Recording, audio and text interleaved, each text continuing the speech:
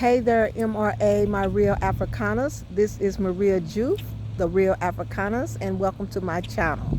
If you have been here before, I thank you for coming back. If this is your first time here, I welcome you with open arms, and I hope you come back again. On this channel, I talk about African history. I talk about the influence and control that the Western narrative has in the field of African studies, and I also talk about current African affairs, right? On this channel, I talk about Africa for real, and I say that because I like to talk about issues that directly impact the African continent as well as the African diaspora, and that brings us together around our common history and our real life experiences, right? So I just wanted to hop on here for a minute. I haven't been on here for a couple of weeks, I think it has been. But you know, sometimes that's just how life is. Sometimes life gets in the way of what you really want to do, and you just have to do what you have to do. And I'm telling you, that has been my life for the last couple of weeks, right? But I am glad that I am on here now, and I hope that you are too. Okay, so anyway, I just wanted to talk about something that I had mentioned on my last couple of videos, and that was the interest that the American government is showing in Africa all of a sudden, right? So again, I talked a little bit about that in my last two videos, about this sudden concern that American government officials has for the continent of Africa and for African progress, right? So I this time I don't really want to talk about the American officials, but I want to talk about the reaction of African leaders to these official visits that have been made to the continent, and about the conversation that has been going on about the relationship between Africa and America, right? And so normally I am on the side of African leaders, right? And I mean, I still am, but I have to say that I was a bit disappointed in the response that some of the leaders had, or the public response, let's put it that way, that some of the leaders put forth as it pertained to these visits, right, that have been taking place on the African continent, okay? And so if you have been following the story, and like I say, this week, I guess it's old news, right, because it happened last week, but the repercussions of those visits will have an impact on the African continent for some time to come, and you can be sure of that, right? So we know that Vice President Kamala Harris, along with Secretary of State Anthony Blinken, was on the continent, like I say, for I guess about 2 or 3 weeks, right? Just traveling to different countries. We know that Blinken was in Ethiopia. I think he was in Niger. He was also, I think, in another East African country. And then you had Vice President Harris. She was in Ghana, she was in Tanzania, and she also visited Zambia, right?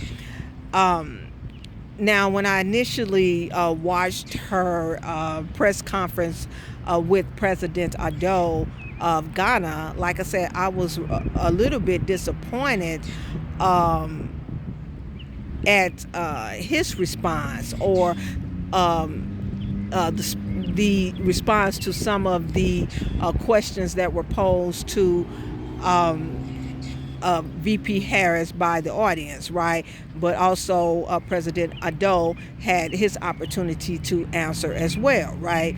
Now, of course, we know that the issues that the United States is pushing, of course, is human rights, LGBTQT rights, also, what's the other thing? Oh, talking about, health concerns, good governance, the main things that they are always focused on, right, when it comes to Africa, okay?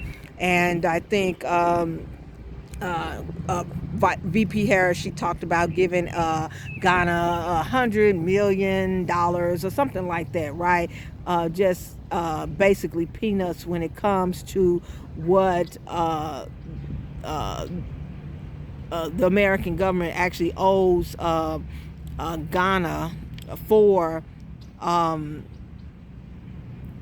the havoc, right, and the oppression that they have caused in West Africa, from my perspective, anyway. Especially when it comes to the terrorism and those type of issues that continue to impact um, West African countries. Okay. Um, However, like I said, I thought that one response that President Ado gave to one of the journalists in the audience was kind of disingenuous, right? And it seems as if it was a crafted answer, and that it was it just wasn't authentic, right? But as if he was saying it just in an attempt to, I guess, get uh, what the United States has promised to give them, whatever that is, right? And again, I'm not picking on President Ado, right? I'm not calling him out. Like I said, he's actually one of my favorite African leaders, right? But we have to call it like we see it, no matter what, right? And so I feel the same way about the Tanzanian president, right? And also about the Zambian president, right? So you have these leaders basically saying, for me, whatever that they need to say to get what they need to get. Now, I know that that's how politics is played, right? But I don't think that that sits well in the eyes of African citizens and African diasporan African diasporans who are looking to Africa for leadership uh, into the future, especially um, in the way or as it pertains to the involvement of members of the African diaspora in the building of the Africa that we want, right? Um, Now, like I said, I was kind of glad that that I held off on my opinion about these responses, because in the following week, right, I saw something also that was surprising to me, because, like I say, I was under the mindset of, what is happening here. I hope the African leaders are not falling for this same old, these same old stories, these same old promises, that America continues to make. And then, they don't make good on these promises, right? And so that was really bothering me, right? Because I was hearing, like I say, I saw some commercial here over here in the United States, and I'm quite sure, well, it was on the internet, so I'm quite sure it's, all over.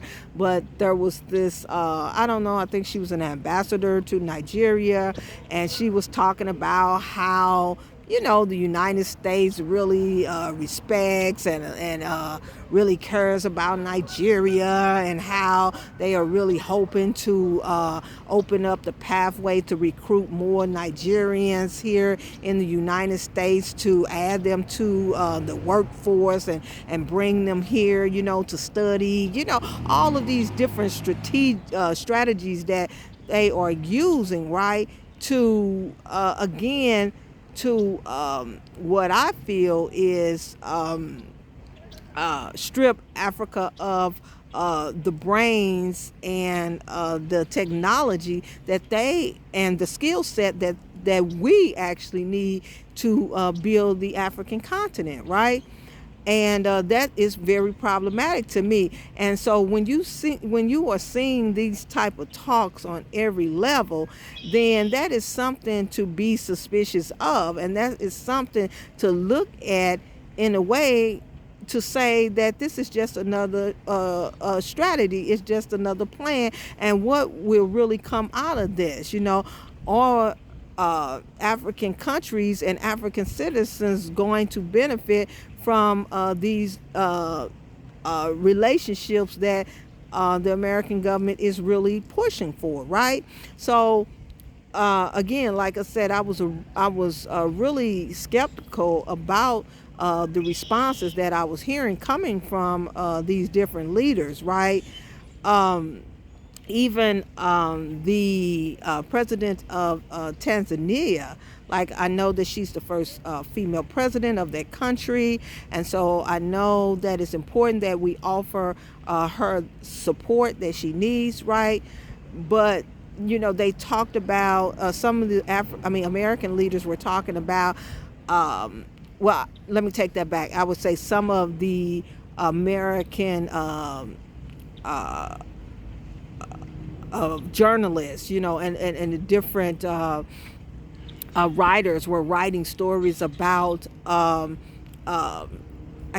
sorry, her name escapes me, but the new president of Tanzania, and talking about how she's trying to basically set herself apart from Magufuli, Tanzania's ex-president, who unfortunately passed away during the COVID situation, right?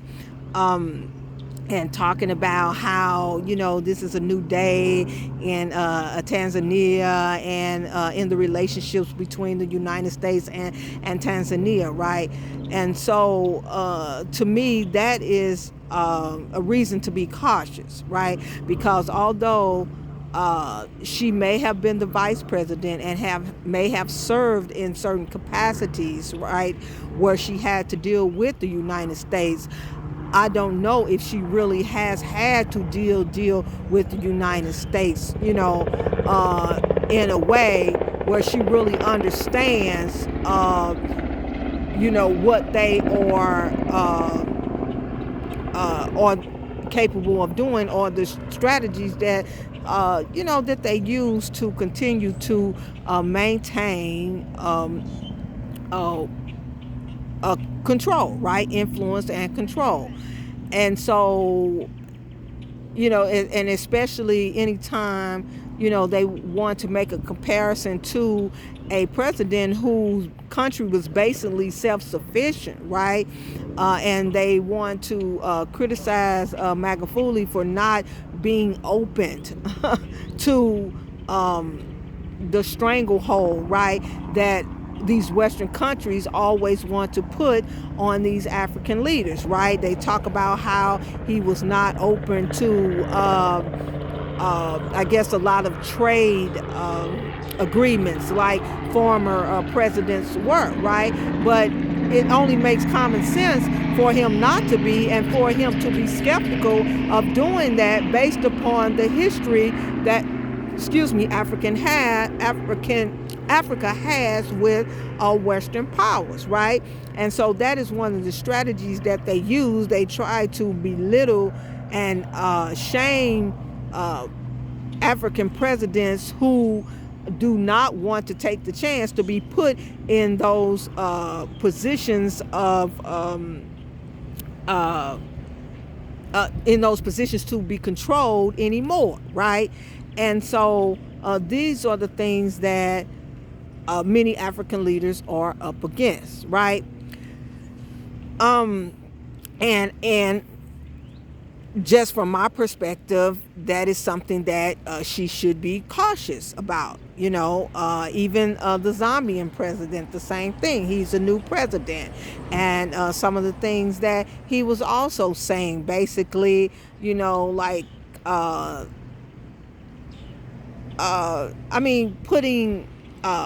placing some of the blame for some of the things that have happened in Zambia on the Zambians, right? And on Zambian leadership, which, rightfully so. Like you say, nobody is completely devoid of responsibility of things that have happened in their country, especially the leaders of those countries, right? But I maintain, right, that it's always something bigger going on. There's always something, you always have to look at the bigger picture, and you always have to put things in context. And it's not always just about accountability and responsibility, right? Especially when people are masters at playing one group against the other, and that is no secret, and everyone should be aware of that, right? However, again, I just wanted to say I was a little surprised the following week, right, when I heard, when I saw that a number of these African leaders were still moving forward, right, and they were still talking about the plans that they had for their countries, and they were still making bold stands on the positions that they held, right, and on the ideas that they hold that they are putting forth for the progress of their countries. So maybe it is a new day, right? Because, like I say, I was really concerned about the Continental Free Trade Agreement as well, because I'm saying, look, if you are so open still to these trade agreements with America, and again with these other Western countries, what's going to happen to the African Continental Free Trade Agreement? I thought that the point of developing this concept, this free trade agreement, was so that we did not have to depend on these Western forces and these outside entities in order to survive, right? And that we could trade amongst each other as African people, and therefore we could support each other's economy. I thought that was the basis of the agreement, right? In layman terms, right? And I believe that if you continue to look to these Western entities for external trade agreements, that it's going to impact what you are trying to do, right? However, it's looking like, that I don't know, that may not be the case, but you never know, right? You just really never know. So I'm still hoping that won't be the case. But one thing that I am still disappointed about, and that is I do not see the solidarity between the different African countries, right? So you have America threatening to put sanctions on Uganda, right? You have America extending the sanctions in Zimbabwe, right? I'm quite sure there is some sanctioning going on in West Africa when it comes to Mali and Burkina Faso. And then, of course, in Ethiopia. I'm not sure if there are sanctions, American sanctions on Ethiopia, but however, these different, countries, right, who are being threatened by economic sanctions from America, right? These countries need the support of other African countries. So this, like I say, this area is, or this issue is an issue that I still am very disappointed about, because I know that, there are 55, 54, 55, whichever number you want to go with. I go with 55 countries because that's what the African Union recognizes, right? They recognize this 55 countries, and that is the governing body of the African continent, okay?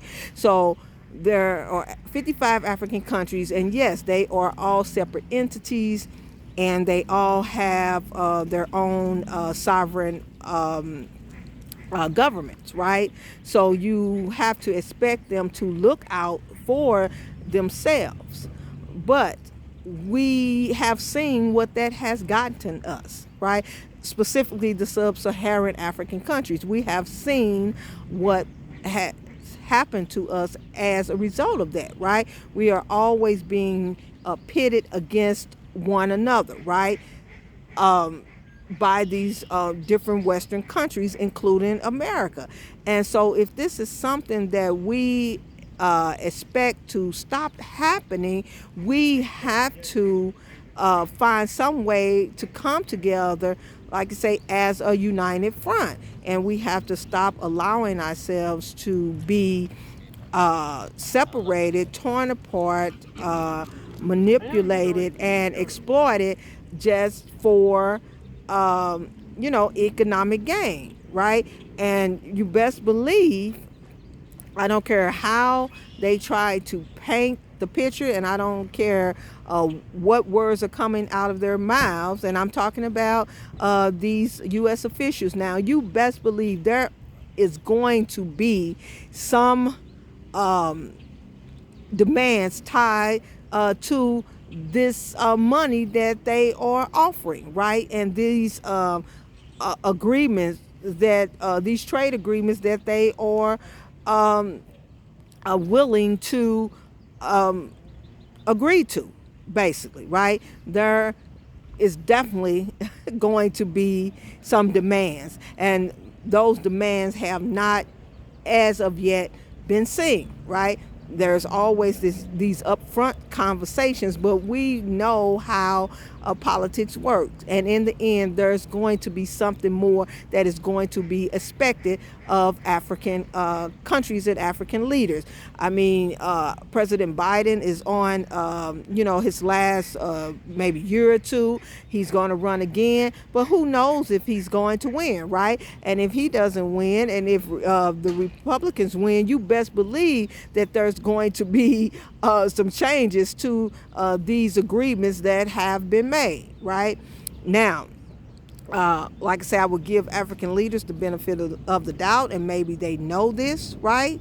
And maybe they have some strategic plans of their own. But, if they don't, I just hope, again, that they are not putting themselves in in a position, again, to be, disappointed and to be tied to the demands of like say the American government, right? Because sometimes, I think about our people, and sometimes it just seems like, I don't know, that we are just I don't know, just gluttons for punishment.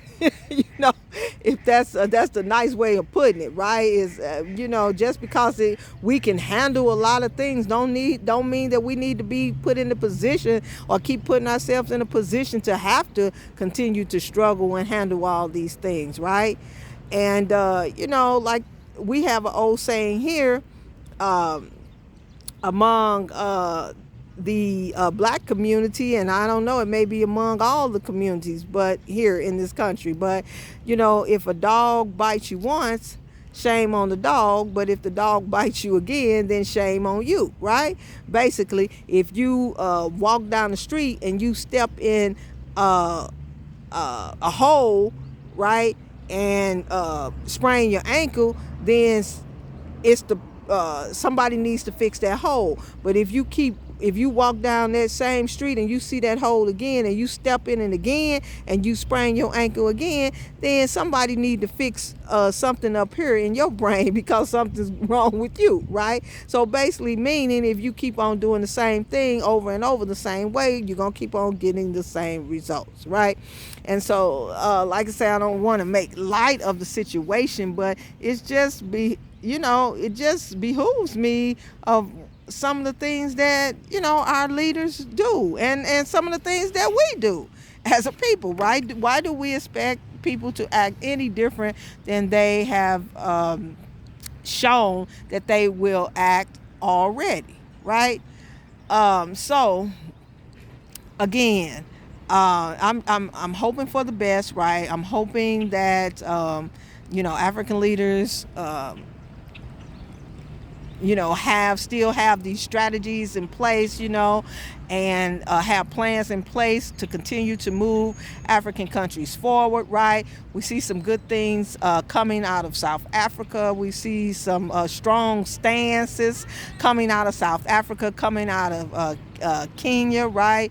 We see a number of African countries leaving the dollar behind. Now, I don't know. I'm not a finance expert or an economist, so I don't know how that's going to work. I don't know how that's going to benefit African countries or even impact the African Americans who have made a move to African continents, right, and who may be depending on money that they receive from America, right, to make a living there on the continent. There's a couple that I watch from Rwanda who did a video about that, and they mentioned that, right, how that may impact African Americans who have decided to relocate to the continent. What what getting rid of the dollar basically will do to their finances, right? And so again, it's going to be interesting. But the last thing that I would like to say, and then I'm going to get off of here. The last thing I just wanted to say is that I just wanted to encourage us as African people, right? Those who are operating under African leadership, just to hold on, right? To stay strong, to believe in ourselves, right? And, to realize that if we want change, we're going to have to go through the hard times to get it, unfortunately, right? When you want change, it takes a lot. Right? It takes a lot to bring about the change you want, especially if it's change for the good and for long-term progress and long-term advancement, right? So just say be strong, believe in yourself, know your strengths, know your weaknesses, and do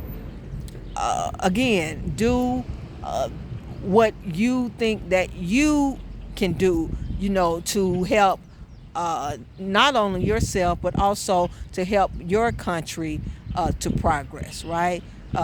And don't continue, right, to do the things that you may have done in the past that may not have been beneficial to you. It's okay to change.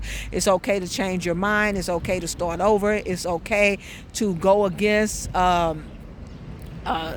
those who want you to continue to walk in that same old path. If it's not beneficial to you, if it's not going to be beneficial to your purpose here, on earth going forward, then you just have to change your mind about it and get rid of it, right? And so that's the message, not only to the African leaders, but also to us as African people, as individuals, right?